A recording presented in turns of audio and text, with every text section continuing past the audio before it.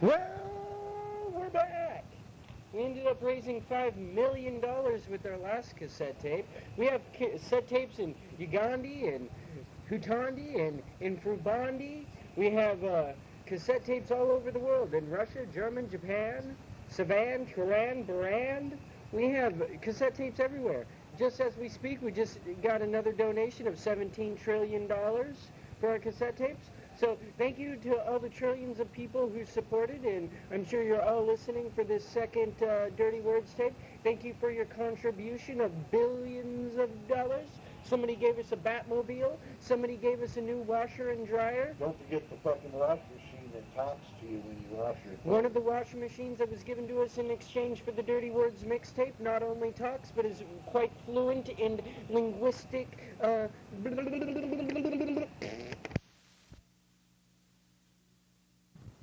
In the numbers, the 11, throwing my picket signs to the ground. Think I'll take my chances with a three-headed hound. Pretty blunt, simple as that. Rather be a ghost than an angel in rags. Send me back to earth in my ethereal form. Still want the tail in them dope-ass horns, so red skin. Down to the stage, make a little puddle right there. And at the end of our, like from here to that couch, there was a puddle of this, a little pond that chicks right down in that rolling around. Well, naked. Throwing mud at her husband saying, "You never let me have any fun." He said, "You're naked." I know. I'm running my wrong right side. Reminds you of the 60s. It's exactly what it was like. And I bet I heard talking 5 times that day. They just didn't go off the, once they got on the stage, they didn't even go off the stage. One of them would say, "I gotta go piss." He'd go to the back. Then I'm gonna go get a drink. He'd go get, like, music continuously. Never did they collectively go off the stage until it was over. People that smoke joints are better. You get ashes everywhere. It smells continuously. It's just a bad thing. Joints are a bad thing. Roll them up, smoke them, get on down. Is Jackson still working on that case downtown? Really? We gotta find out what's going on with these cassette tapes. They're popping up all over the city, causing mayhem and chaos. Yeah, first I thought the rocks turned out being colored on everywhere. The gun thing, but finally the tapes all over the other. I didn't even hear what you said, Franklin, with that donut in your mouth, you fat fuck. Fuck my ass in my mouth, bitch. Well, fuck you too. We're never gonna get this case solved if we squabble amongst ourselves about donut consumption. I think our best clue is Hyperborean coffee. Only $4.99. Every morning I wake to Hyperborean coffee, I feel like Conan the Barbarian. And if I want a little bit darker roast, I just add a couple extra scoops, and then it's Conan the Sumerian coffee. However your Hyperborean coffee, however you like it cooked, cook it that way. Do you cook coffee? I don't know. You do in Hyperborea. $4.99. Hey, fuck yeah, I mean, get after it. When, nowhere, I look across the creek and there's some guy looking at me with binoculars.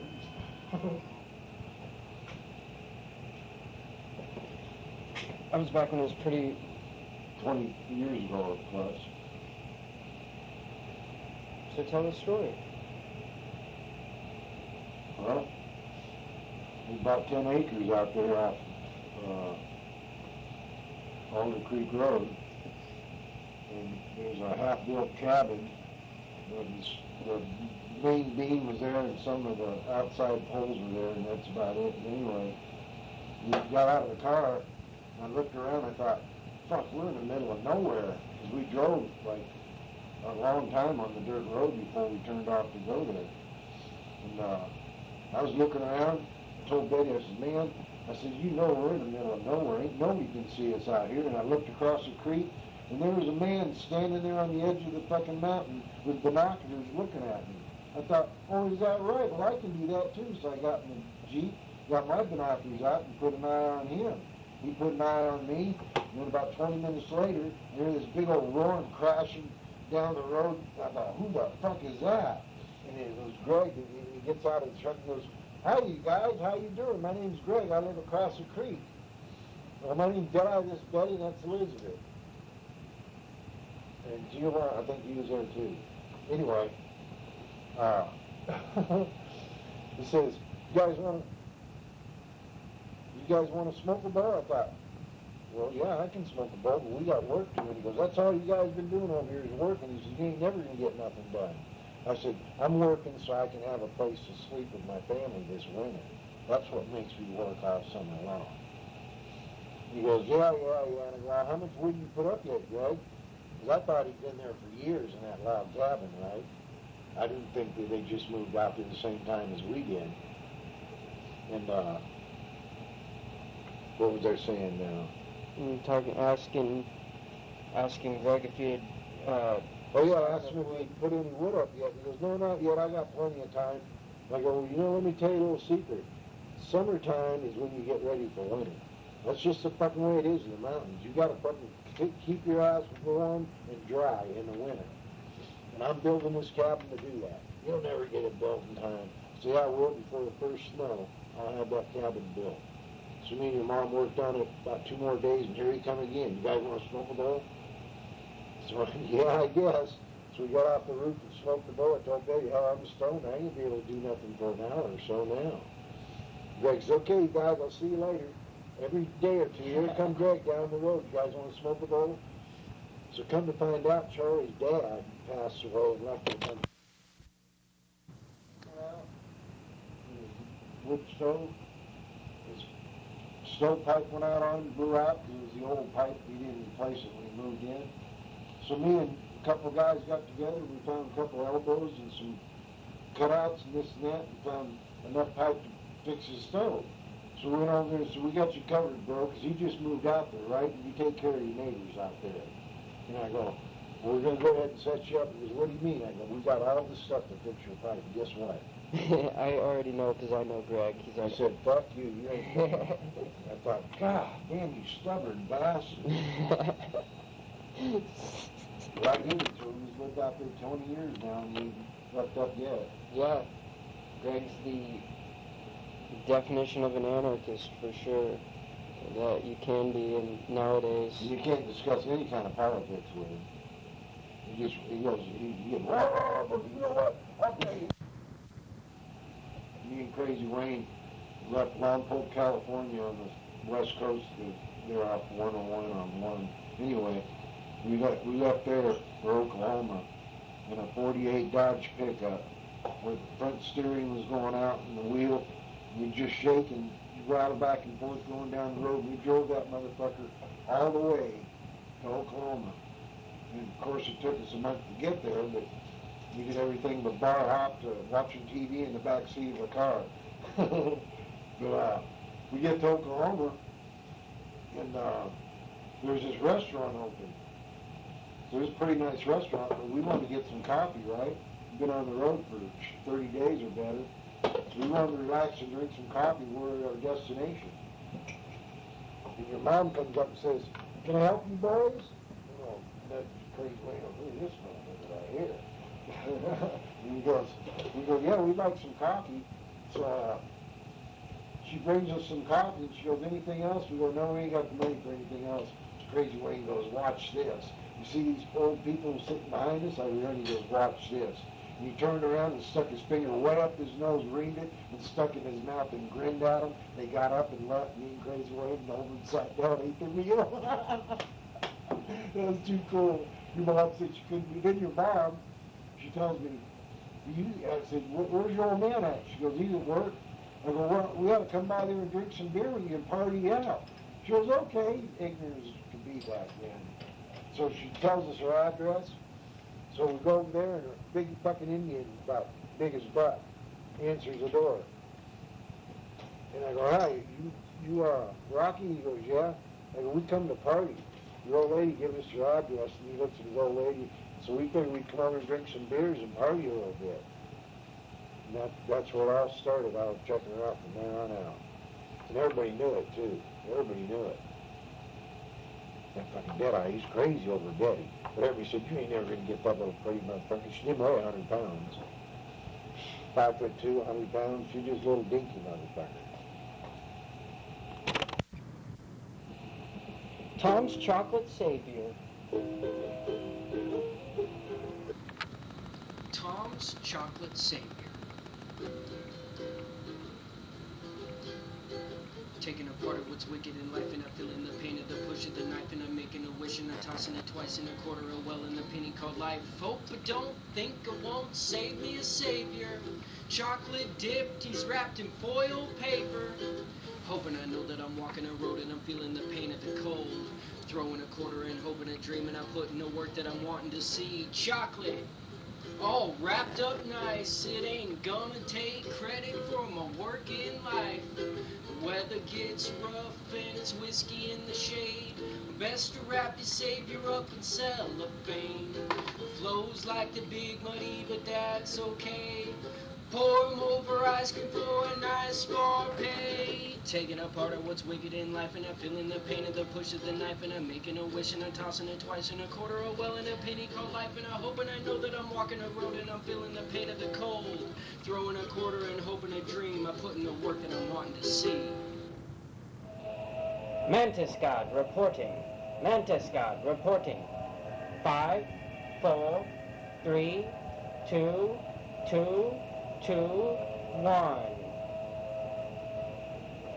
This is Mantis God.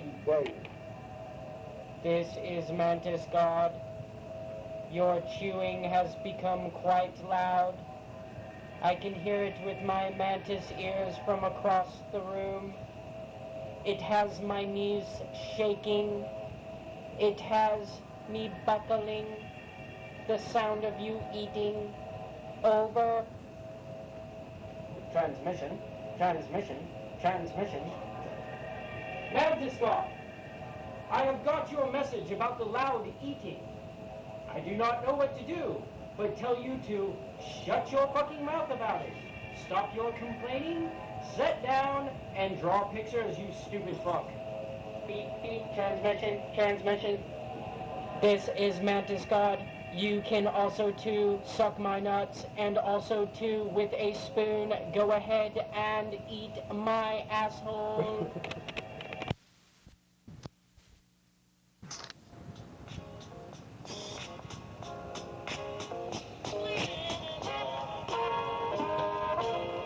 $20 in a still rock a boom box. Pull it out a magic bag like a Felix. 'Cause every rap cat wanna do tricks. That's why we wake up to fuck with and twist it. Sorry I don't look like a typical rapper. I'd have to give a shit first, but that shit don't matter though. I'm a matador, dodging bulls, or a batter doors. I'm mad and a fool.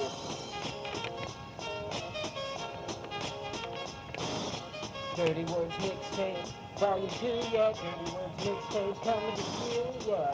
Dirty Words Mixtape, Dirty Words Mixtape. Dirty Words Mixtape, yeah. Dirty words, wordy words. Last track was by our local boy, Dirty Jack Dorset. No, my name's actually, it's the Patchwork Mummy. It's Patchwork Mummy 23. Boy, that sounds like a lot. Yeah, but it works Kabbalistically. I walked right into that one, didn't I? Well, Franklin, the description came in. It did. Yep. Apparently, our perp has long hair and a spaghetti-stained beard. Oh, you know he's a gangster. He's got long hair and a beard. You know how that was. Yep. That's true, Franklin. But you know, it'd be even better to have a beard with spaghetti in it, like you said. I'd be against a lot of beards like that for distributing. Yes, distributing food, like Mr. Twix. You ever read that book? No, I never read Mr. Twist. Oh, yeah, it's a good kid's book. I like to read them while I'm sitting on the toilet taking shits. Yeah, I sit on the toilet and shit too, but I don't read my fucking book. Timothy, are you in here talking to Franklin again?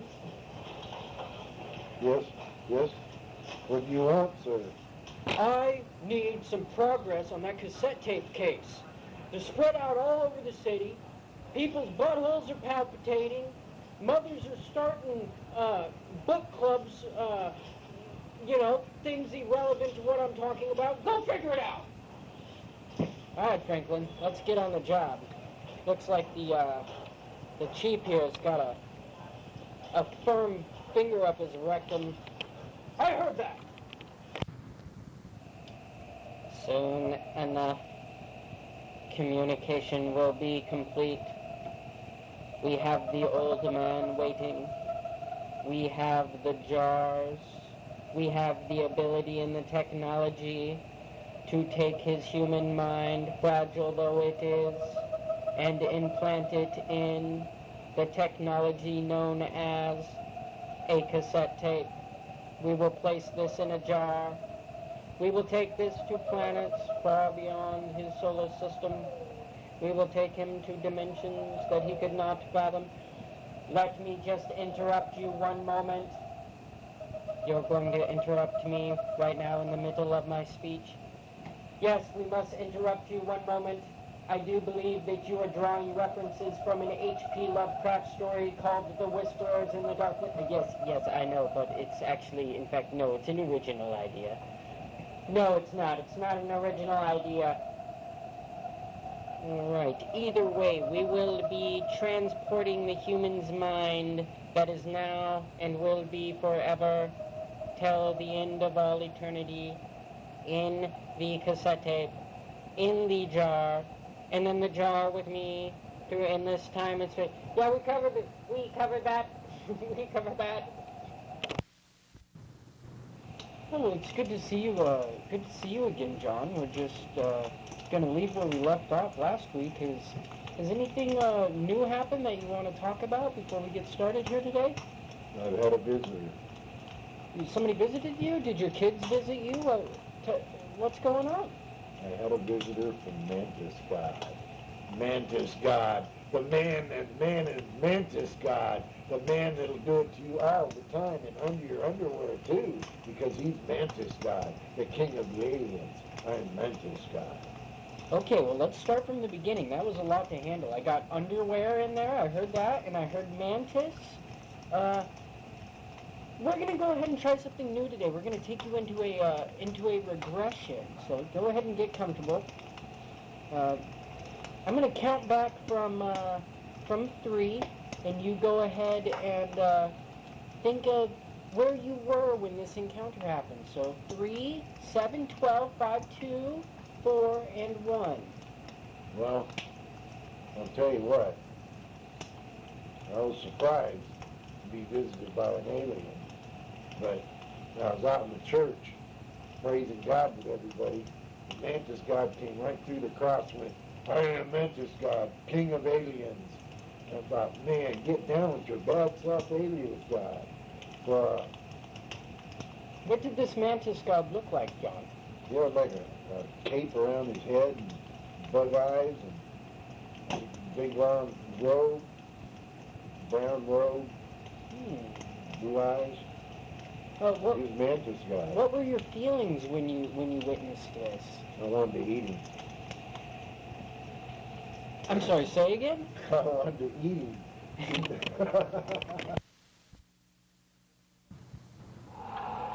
Have you brought the patient in? Not yet. He's still in the store outside. Okay. Let's keep him on ice for a second. We gotta have them clear the room out real quick before we get going. Give me a lowdown. What part of Arkham is this boy from? From the south side. From the south side of Arkham, huh? One of those Federal Hill boys, huh? Yeah. You got that right. Go ahead and strip him down to his fucking asshole and balls. Alright, we're getting him stripped down here. So there's nothing else that we know about this, what's his name here? Let me look through my,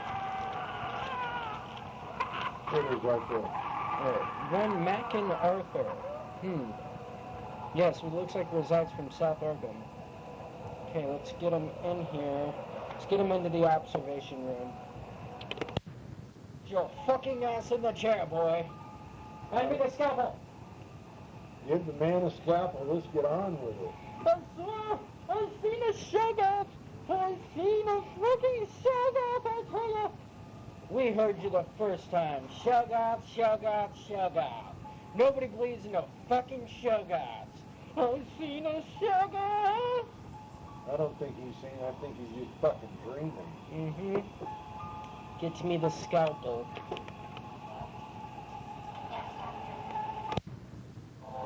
It's hard being an Arkham boy.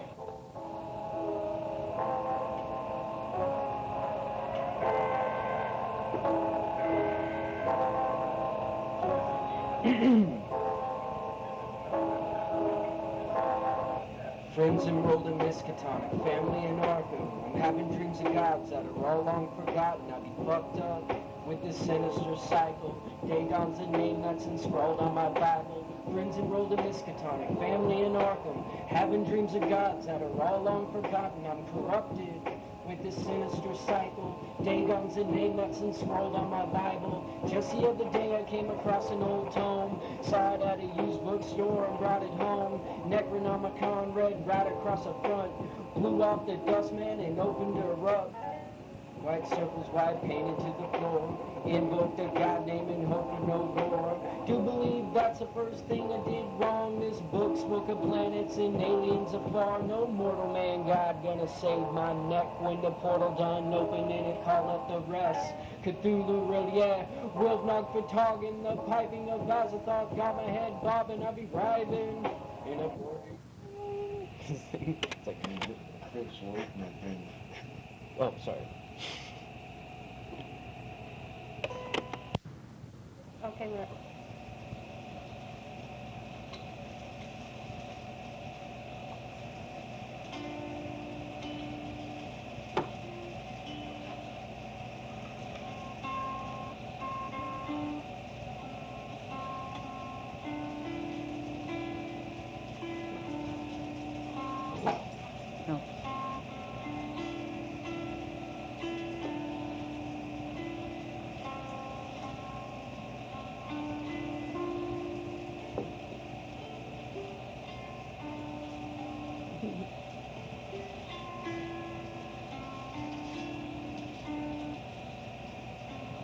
Okay.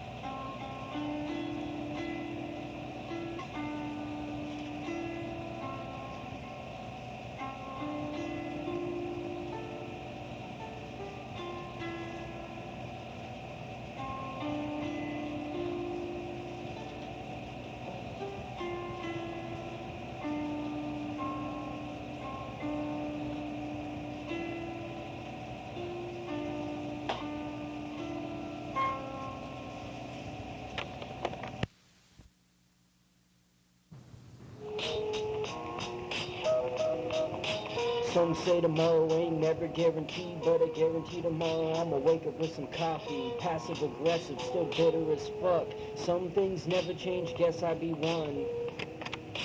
Guess I be one.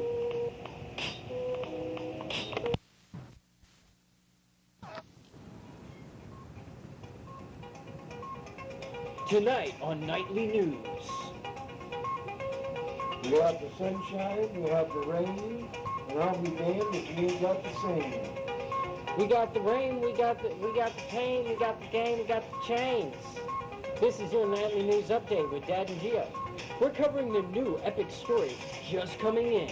The Dirty Words mixtape has found its way into downtown populated areas. And I can't even talk correct. But we do know one thing's true. No. We need to stop this. Oh.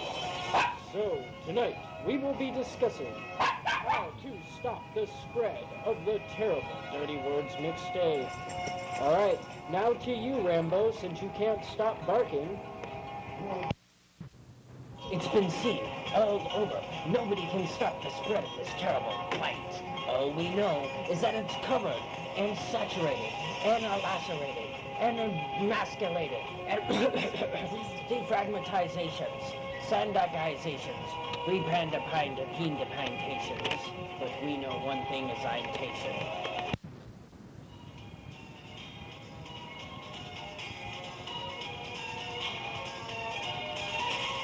Are we rolling? Oh, we're rolling? Oh, okay. Tonight, we discuss we've already discussed it. Oh, we've already done this? Yeah, we discussed it. Oh, we discussed it already? We did.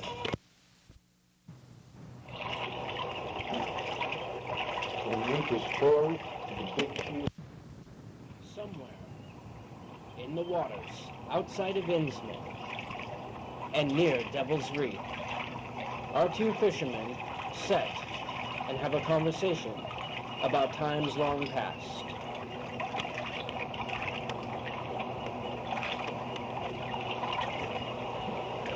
Well, it's been damn near 100 years since old Obed Marsh fished right here in this same spot.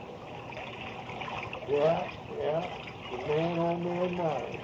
He's a fisherman off the fucking dock. I tell you, I remember this one. Did I already tell you about that one time? I actually, when I was a young boy, I went fishing with Obed Marsh. No, he never told me that. Yeah, we were fishing right here. Yep, sorry. We went fishing right here, and he dropped something down into the water. I don't know what it was. But when he pulled back up, it was a air-sealed tight plastic cube. Well, that's odd. The water got quiet there. Anyways, he pulled up a plastic cube, and inside of it was just a cassette tape just bouncing around. He just hoisted it up, and there was no doors or latches, just an airtight plastic cube with a cassette tape in it. The dirty words tape, I bet you. Yeah, I must have told you this story before. Yeah, that's where the Dirty Words tape was first found, right here off the shores ends, meow. Is that right? Yeah, I remember old Obed said there'd be more tapes to come if he done do the deals with the deep ones, and I think he done set out to do just that. I heard there's some other tapes pulled up from right here in these waters, right here by Devil's Reef. I heard of a tape called the Sea of Blank Beats, something Patchwork Mummy one takes, a Smoky Town Cypher, something or other. But I don't know, it was that Dirty Words tape that I seen, so maybe there's some truth to them stories. I bet so. Alright, pass me that tackle and bait. Let's get to fishing. You will catch one out there. You might catch a deep one. Well, I guess we can't down near camp. Ones us being Innsmouth, folks.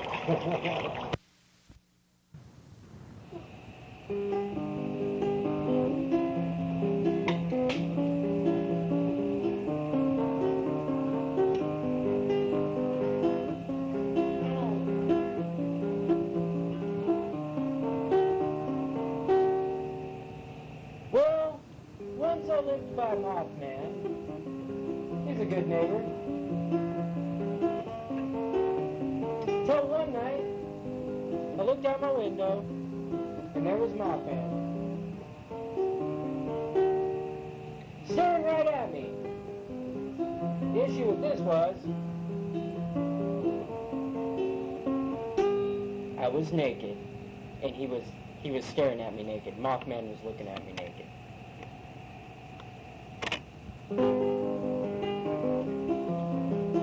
Hey, Dad, don't you have a weird story that you tell all the time about Mothman?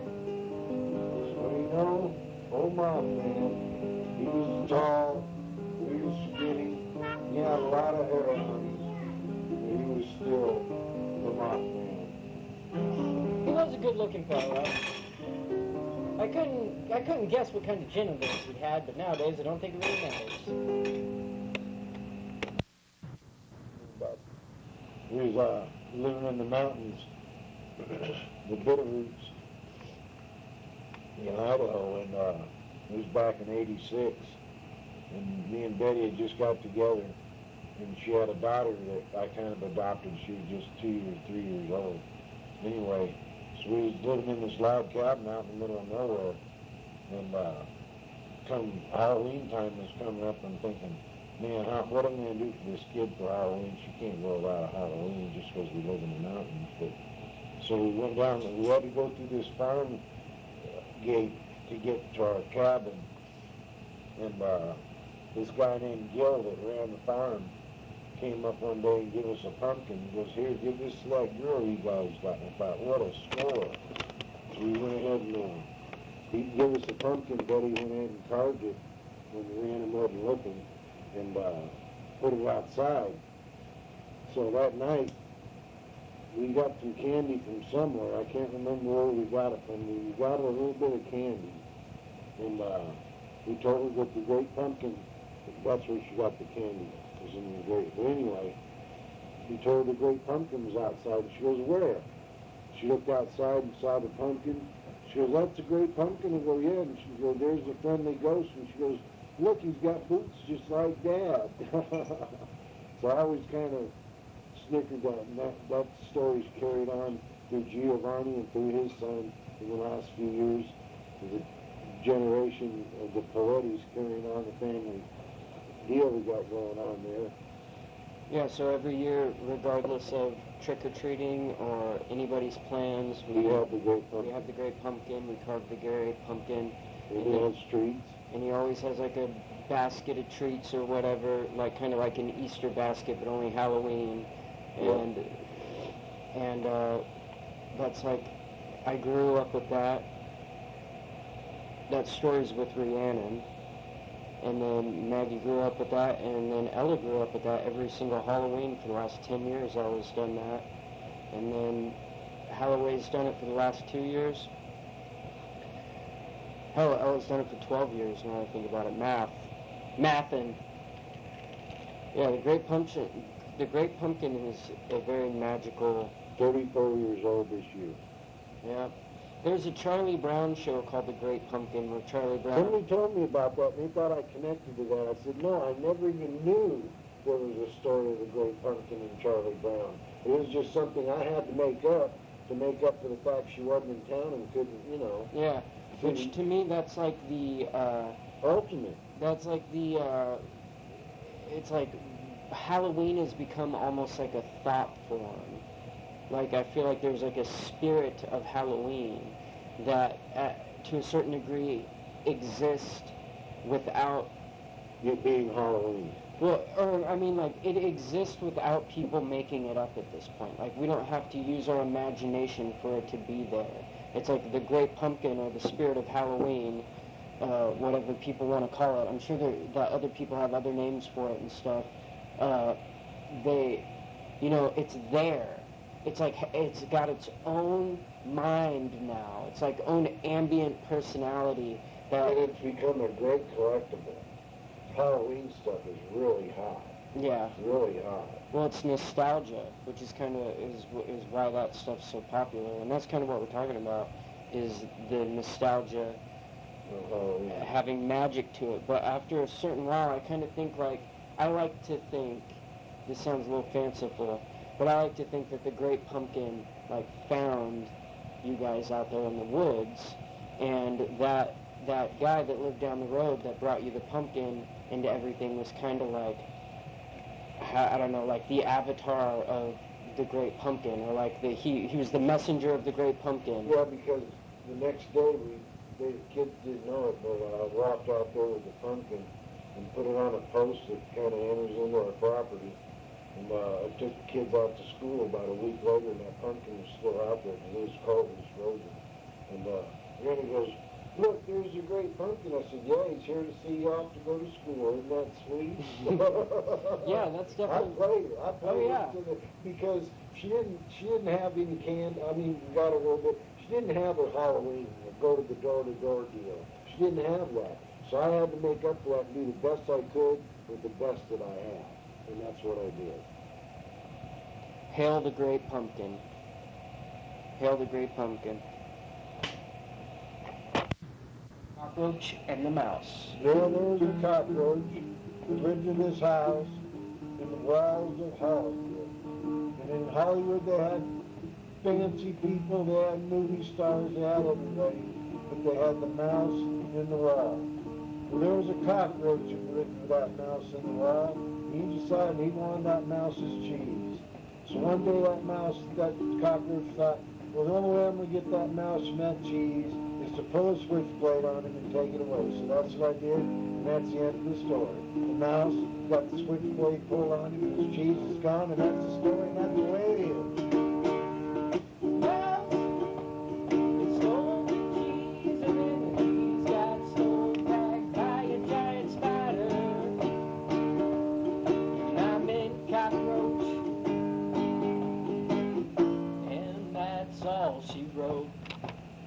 But my foot's still tapping, so you better get ready for a part 2 right now with clap. No, I'm joking, we're not going to do that. It's in the early 80s in Oklahoma, and we had a friend of ours that lived there in a small town, Marietta, Sulphur, Oklahoma. And we went over there to visit him one day, and Betty, before we got together, was with her old man, and they went over there to visit him, and they said that something's going on that they have to take care of. So I said, that's cool. So I stayed in the living room and watched TV, and then this guy on a motorcycle pulls up, and I thought, fuck, what's going on? And some guy and his old lady get off the bike, some big old black-haired burly guy, and he goes in and talks to Betty, and they go in the garage and do something. He was in there for about an hour, had bloody wags and shit, and I had no idea what was going on.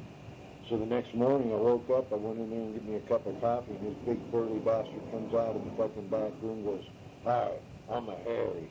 And I go, hi, I'm a Deadeye. And that's how I met Harry. I've known Harry ever since. In fact, when me and Betty got together, I sold a piece of property, and he come over where me and Betty was working, trying to make enough money to get out of Oklahoma City. And he come over there and give me $600 on some property that I had. So that helped us out getting to Oklahoma. Getting from Oklahoma to Idaho.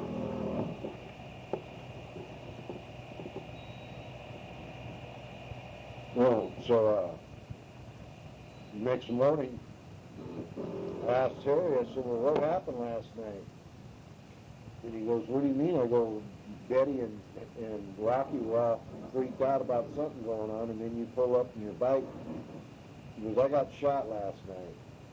And I go, you got shot? He goes, yeah, 4 times. He goes, Betty was helping me bandage myself up and get the bullets out. I go, well, fuck, what happened here? And he goes, this fucking punk over there in the bar in Oklahoma City got in my face and told me a bunch of shit I didn't fucking like. So I fucking wailed his fucking ass, and he shot me, and he shot me again.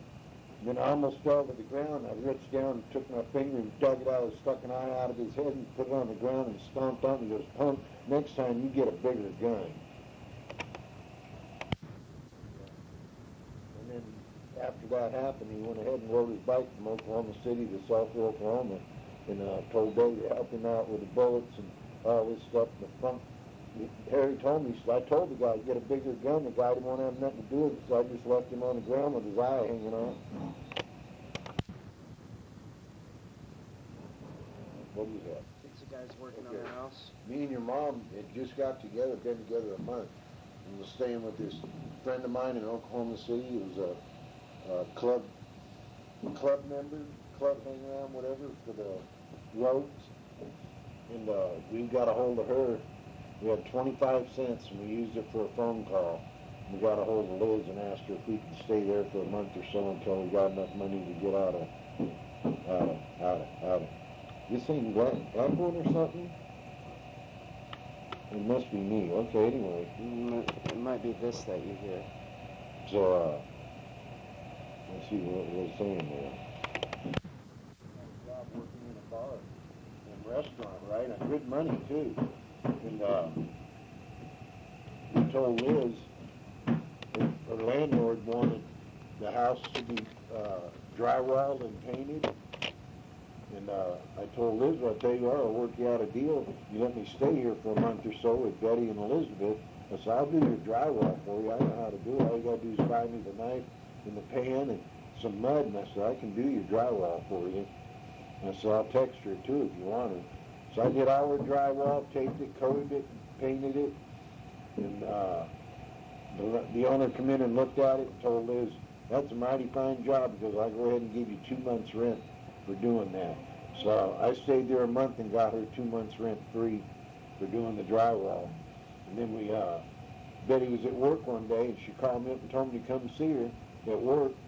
So I went in there and was sitting at the bar and the owner playing Betty, working on Betty, goes, you sure you want to be around a guy that looks like that? You don't even know what you're getting into. She goes, I've known that guy 5 years. Anyway, so all of a sudden we're talking at the bar and in walks Harry. And I go, fuck, I hope nothing's wrong because Harry's trouble all the time. I mean, he's Black Shotokan. He's a dangerous man. But he come in and said, hey, Della, what's happening? I go, hey, what it is? I said, I see you and Betty got together. I said, yeah, that's the way it ended up. I said, me and her's together for good, too. And he goes, well, here's some money. He goes, you know that 10 acres you bought out there in Oklahoma? I go, yeah. And he goes, well, I sold it and made some money on it, so here's $600 of it. I thought, boy, this come in right in time here. I'm ready to cut a rug and get out of here and head for Idaho. That's $600 to help me out a lot.